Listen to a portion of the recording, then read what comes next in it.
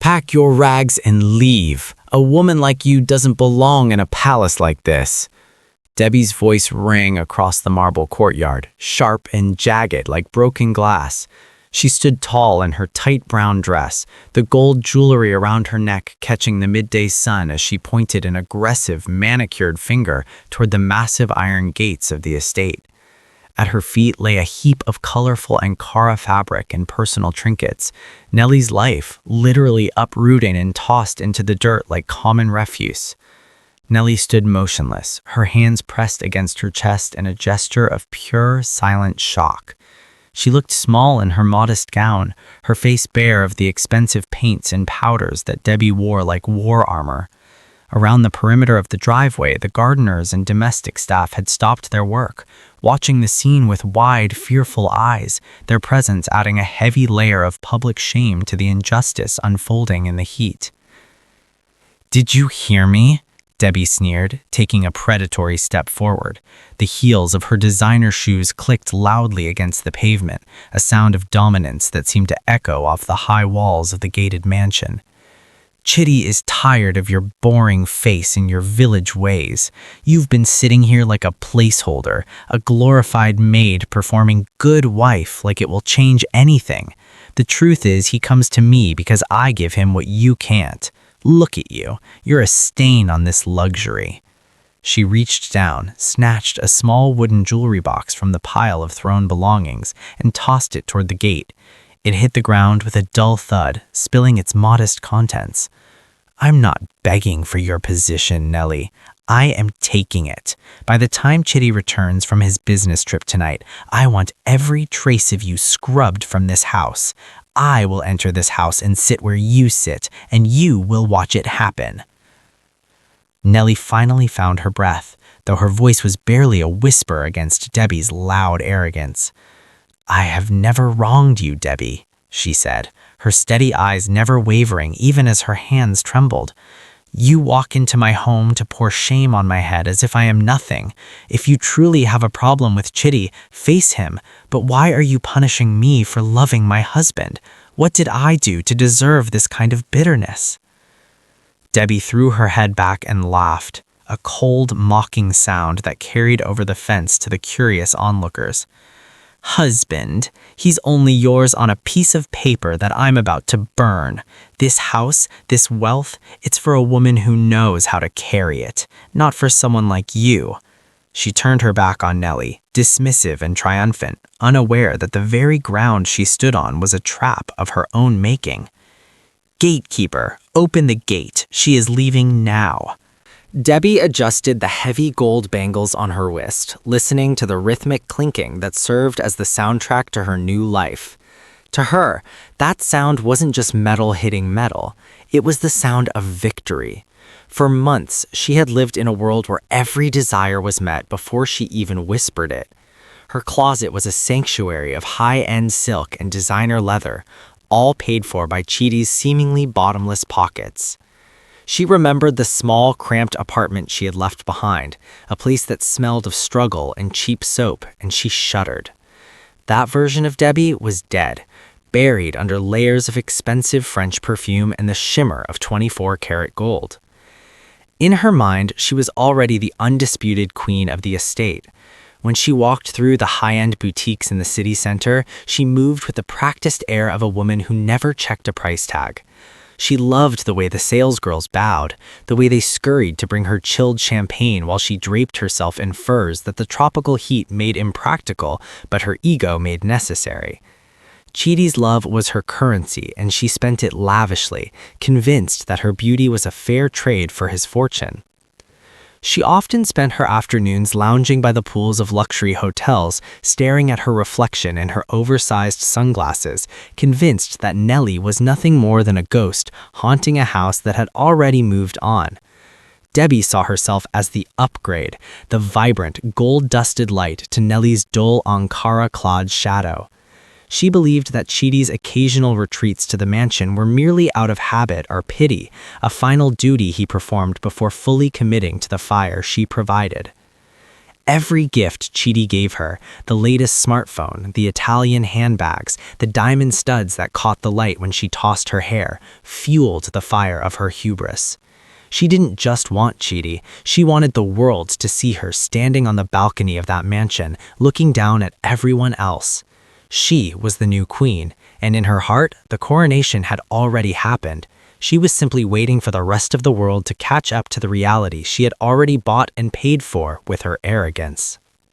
While Debbie chased the neon lights of the city's high-end districts, the mansion remained a sanctuary of quietude under Nellie's steady hand. To an outsider, or to a woman as shallow as Debbie, Nellie's existence appeared small, almost invisible.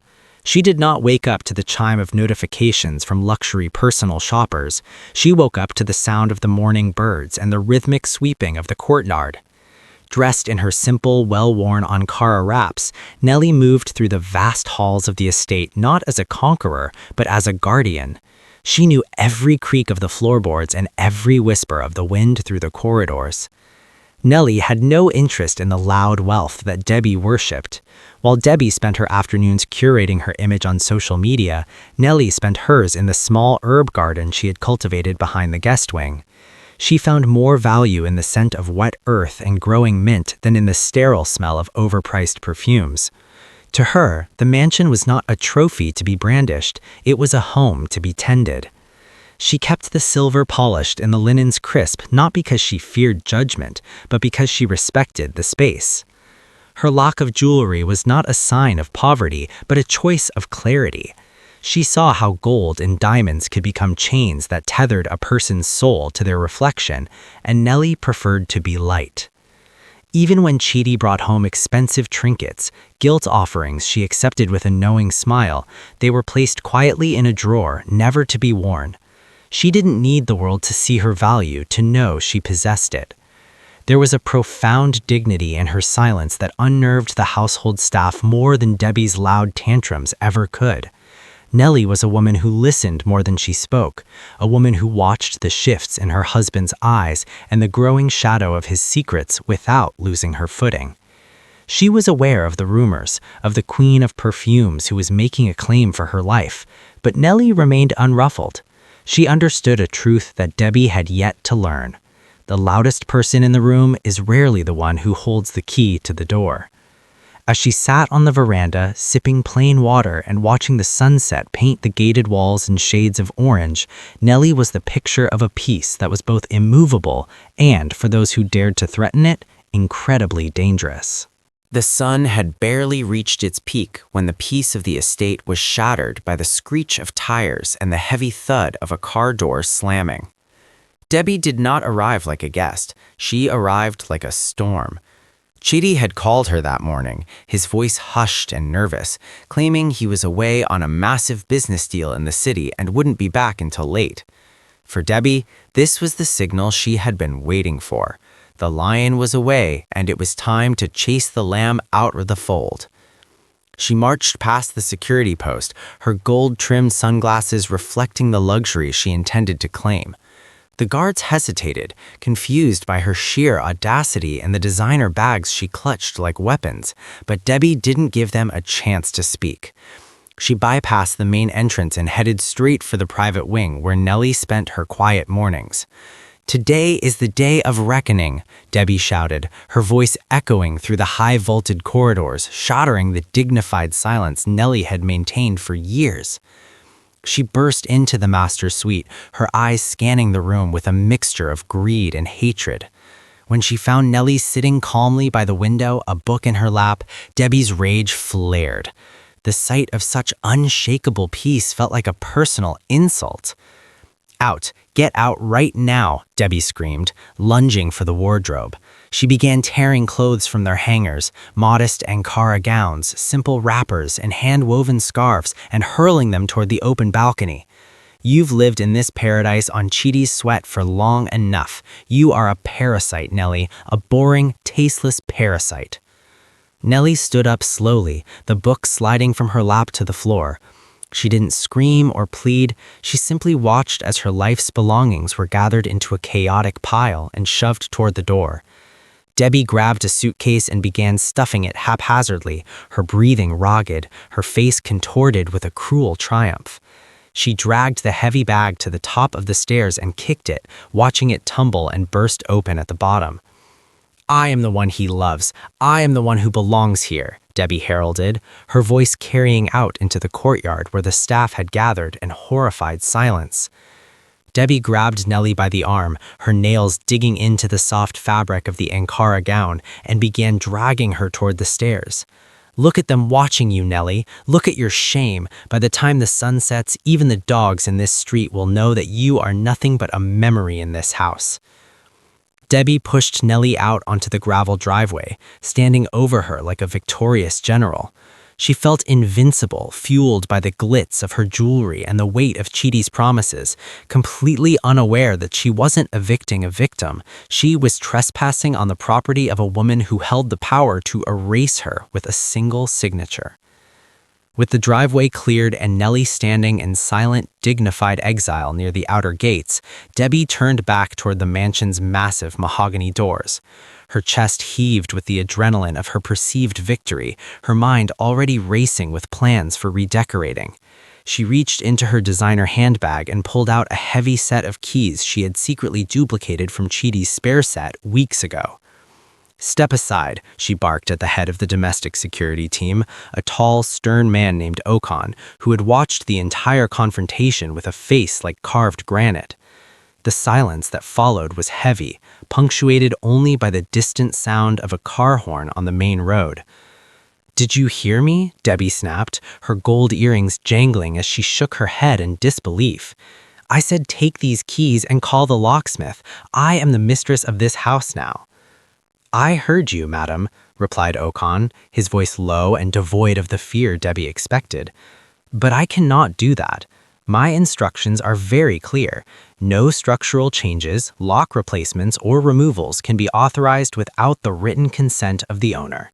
Debbie let out a sharp, mocking laugh. "The owner? Chidi is my husband, well, as good as, and he is currently busy with a multi-million naira deal. I am his representative. Do your job before I have Chidi fire you by sunset." Okan finally shifted his gaze, looking directly into Debbie's eyes with a pity that made her skin crawl. "Madame, with all due respect, you are mistaken. I do not work for Mr. Chidi. None of the staff on this estate are on his payroll. We are employed by the Estate Management Trust." "What are you talking about?" Debbie's voice faltered for the first time, a small crack appearing in her mask of arrogance. "The real owner," Okan continued, his voice as steady as a heartbeat, "has not authorized a change of locks. In fact, the owner has requested that all gates remain exactly as they are until their personal legal counsel arrives. Until then, you are technically a guest who has overstayed her welcome." Debbie felt a sudden, icy chill sweep across the sun-drenched patio. She looked back at Nellie, who was still standing by the gate, watching the exchange with a calm that felt like a death sentence. For the first time, the weight of the gold around Debbie's neck felt less like a crown and more like a tether, pulling her down into a reality she wasn't prepared to face. Ignoring Okan's warning, Debbie stormed back into the house, her heels clicking frantically against the marble floor. She needed to prove him wrong. She needed to find the proof of Chidi's dominance to restore her own. She bypassed the master bedroom and headed for the private study, a room Chidi usually kept locked, claiming it was where he handled his high-level international investments. Using a heavy brass paperweight she snatched from a side table, Debbie smashed the glass of a small built-in wall safe hidden behind a painting of a landscape. Her breath came in ragged gasps as she reached inside, her manicured nails catching on the jagged glass. She pulled out a thick, leather-bound folder. "International investments," she muttered to herself, her eyes scanning for the bold figures and corporate seals she expected to see. But as she flipped through the documents, the air in the room seemed to thin. There were no stock certificates, no deeds in Chidi's name. Instead, she found a yellowed parchment titled Deed of Gift and Absolute Inheritance. Her eyes widened as she read the legal script. The entire estate, the mansion, the fleet of cars she had spent months flaunting, and even the very business Chidi claimed to run, had been bequeathed directly to Nellie by her late father, a silent tycoon whose name still commanded respect in the highest circles of the country. Chidi's name appeared only once in a restrictive clause that identified him as a dependent spouse with no power to sell, mortgage, or transfer any asset without Nellie's thumbprint. The wealthy trader she had been sleeping with was essentially a glorified tenant, living on an allowance provided by the woman she just called a village girl. The gold jewelry on Debbie's neck suddenly felt like lead. She realized that every designer bag she owned, every bottle of champagne she had popped, and every lie she had believed about her future had been funded by the woman she just humiliated and kicked into the dirt. Chidi wasn't a king, he was a guest in Nellie's palace. A wave of nausea rolled over her as the realization hit. She hadn't just insulted a wife, she had declared war on the hand that fed her. The secret was out, and the luxury surrounding her felt like a gilded cage that was rapidly closing its doors. The sound of a car speeding up the driveway sent a jolt of electricity through the house, but it wasn't the sound of a conquering hero returning to his throne. When Chidi burst through the doors of the study, he wasn't carrying the air of a man who had just closed a multi-million naira deal. His expensive linen shirt was damp with sweat, and his eyes were darting around the room like a trapped animal. He saw the smashed glass of the safe and the leather folder in Debbie's hand, and his face went a sickly shade of gray. "Debbie, what have you done?" he hissed, his voice cracking with a desperation she had never heard before. He didn't move to hug her or praise her for cleaning out the house. Instead, he lunged for the folder, his hands trembling. "Put that back. Put it back right now and get out through the back kitchen. If Nellie sees what has happened here, it is over. Everything is over." Debbie stood her ground, clutching the deed to her chest as if it were a shield. Her pride, though wounded by the truth she had just read, refused to let her collapse. "Over? Chidi, look at me. I have thrown her things into the dirt. I have shown the world who is the real woman in your life. Why are you shaking like a leaf? This is our time." Chidi grabbed her shoulders, his grip tight and frantic. "You don't understand. You've ruined me. I told you she was just a placeholder because I was ashamed to tell you the truth. Every kobo I spend on you, every drop of petrol in my car comes from her signature. If she wakes up and realizes what is happening, she will cut me off. She will leave me in the street with nothing but the clothes on my back." He looked toward the window, catching a glimpse of Nellie standing calmly by the gates. "Please, Debbie, if you ever loved the life I gave you, take your bags and leave before the lawyers arrive. I can fix this, but only if you vanish right now." But Debbie pulled away, her eyes flashing with a dangerous, delusional fire. To leave now was to admit she was a failure, a woman who had been played for a fool. She looked at her gold jewelry and then at the trembling man before her, and instead of fear, she felt a surge of stubborn rage. "I am not moving," she declared, her voice rising to a defiant scream. "I have already told the neighbors this is my house. I have already poured shame on her head. I will stay here and fight for what is mine, and if you are too much of a coward to stand by me, then you are just as pathetic as she is." She pushed past him, heading for the balcony to scream more insults at the woman waiting below, convinced that her volume could somehow rewrite the law. She was a queen in her own mind, and a queen does not abdicate her throne, even if the castle is built of nothing but paper and lies. The celebration in the parlor was a hollow, frantic affair. Debbie had opened a bottle of Chidi's vintage brandy, pouring it into crystal glasses as if the sheer cost of the liquid could drown out the mounting dread. She turned up the music, the bass thumping against the walls, trying to simulate a victory party for an audience of one. Chidi sat on the edge of a velvet sofa, his head in his hands, looking less like a partner and more like a man awaiting a firing squad. "Drink, Chidi, this is our first night in our home," Debbie shouted over the music, her gold jewelry catching the light as she swayed with a forced grace. But her eyes kept darting to the window. Outside, the sun was beginning to dip, casting long, skeletal shadows across the courtyard where Nellie still stood, a silent, immovable silhouette against the orange sky. The party died a sudden, violent death when the music was cut short by a sharp electronic siren. Two black SUVs with tinted windows pulled up to the gate, their presence commanding an immediate heavy silence. From the vehicles emerged four men in sharp, dark suits, carrying leather briefcases, flanked by a specialized security team wearing tactical vests embroidered with the crest of a prestigious legal firm. Debbie rushed to the balcony, her brandy glass still in hand, her face contorting back into its mask of arrogance. "Who are you? This is a private residence. I'll have you arrested for trespassing," she screamed down at them. One of the men in suits looked up, his expression as cold and professional as a surgical blade.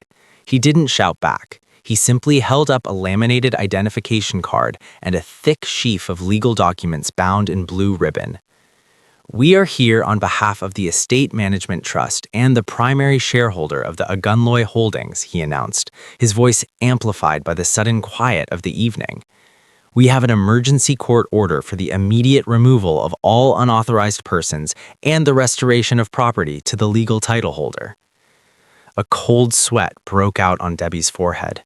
Chidi let out a low, whimpering sound from the parlor, the glass in his hand slipping and shattering on the marble floor. Below them, the specialized security team moved with practiced efficiency, ignoring Debbie's screams. They didn't look at her. They looked toward the gate, where they stood in a formal line and bowed their heads as Nellie finally began to walk forward. The lawyers opened the gates wide, stepping aside to let the women in the Ankara gown pass. The power dynamic in the air shifted so violently it felt like a physical blow. Debbie watched, frozen, as the uninvited guests turned their backs on her and formed a protective corridor for Nellie. The victory Debbie had been celebrating evaporated like mist, replaced by the terrifying realization that the law had arrived and it wasn't on her side. The heavy, rhythmic tread of the security team echoed through the hallway as they ascended the stairs, but it was the silence following them that felt most oppressive. Debbie stood paralyzed at the top of the landing, her brandy glass trembling so violently that the amber liquid sloshed over her gold rings. She expected Nellie to crawl back in, perhaps to beg for her clothes or weep at the destruction. But when the door to the master suite, the very room Debbie had just ransacked, swung open, the woman who emerged was a stranger. Nellie was no longer wearing the colorful Ankara gown or the humble expression of a placeholder wife. She stepped out into the hallway dressed in a sharp charcoal gray professional suit that fit her with the precision of a woman born to command boardrooms. Her hair, previously tucked under a simple scarf, was now styled in a sleek, authoritative bob. The village girl had vanished, replaced by a figure of such cold corporate elegance that Debbie instinctively took a step backward. In her hand, Nellie held a stack of documents bound in a crimson folder. She didn't look at the mess on the floor or the scattered clothes. Her eyes, now sharp as diamonds, went straight to Chidi, who had collapsed into a chair in the corner of the landing. "The audit is complete, Chidi," Nellie said, her voice like a calm blade cutting through the humid air. "I knew about the investments you were making in gold jewelry and designer handbags. I was simply waiting to see how far your guests' arrogance would go before I closed the door for good." She turned her gaze to Debbie, who was gasping like a fish out of water. "You called me a parasite," Nellie said softly, stepping over a stray designer shoe as if it were a piece of trash. "But you were eating from a plate I bought, in a house I built, with money my father earned. You mistook my peace for weakness and my silence for ignorance." Nellie extended the crimson folder. "These are the final eviction notices, one for the mistress who trespassed and one for the husband who broke his lease on my heart." She handed the papers to the lead lawyer, who stood behind her like a shadow. "Chidi, your allowance has been revoked. Debbie, your throne is a pile of dirt in my driveway. You both have 10 minutes to take what you can carry before the locks are permanently changed." The gold on Debbie's neck felt like a noose. The luxury she had fought for was a lie, and the woman she had tried to destroy was the one who held her very existence in the palm of her hand. Nellie didn't wait for a response. She simply turned and walked back into her office, the click of her professional heels sounding the final beat of Debbie's short-lived reign. The 10 minutes passed like a blurring nightmare, a frantic scramble of grabbing what glittered most while the security team stood over them like silent judges. When the massive iron gates finally groaned shut with a final metallic clang, Debbie found herself standing on the dusty pavement of the outer street. Beside her, Chidi stood with two mismatched suitcases and a look of hollow defeat, his expensive linen shirt now wrinkled and stained with the sweat of his fall. Debbie gripped the handles of her designer bags, her knuckles white, her gold jewelry feeling like a heavy, cold weight against her skin. She looked at the pile of Nellie's clothes that she had so arrogantly tossed into the dirt earlier. They had already been gathered up by the staff, leaving the driveway pristine and empty. The luxury she had claimed as her birthright was now on the other side of a wall she could no longer scale. "We need to call a taxi," Chidi muttered, his voice stripped of the booming confidence that had first lured Debbie in. He didn't look like a wealthy trader anymore. He looked like a man who had just lost his last borrowed coin. "A taxi?" Debbie snapped, her voice cracking as the reality began to sink into her bones. "Where is your driver? Where is the Mercedes? Chidi, do something." Chidi let out a short, bitter laugh that sounded more like a sob. "The cars are hers, Debbie. The company is hers. Everything I gave you was a debt I was running up on her account. I wasn't the king of this castle. I was just a tenant who forgot his place." The words hit Debbie harder than any physical blow. She looked down at her Louis Vuitton bag, then at the gated mansion that loomed above them, silent and majestic. She realized then that she had never been the side chick of a powerful man. She had been the mistress of a man who was playing dress-up in his wife's clothes. She had traded her dignity for the scraps of a woman she had called a village girl, unaware that the very air she breathed had been a gift from Nellie. As the first evening shadows stretched across the street, the queen of perfumes felt the sting of the dust in her eyes. The neighbors who had watched her grand entrance with awe now watched her departure with a cruel, hushed amusement. Debbie began to walk, the click of her heels on the rough asphalt sounding hollow and cheap.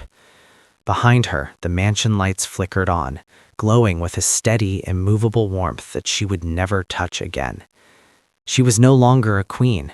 She was just a woman with a bag full of expensive things and nowhere to take them.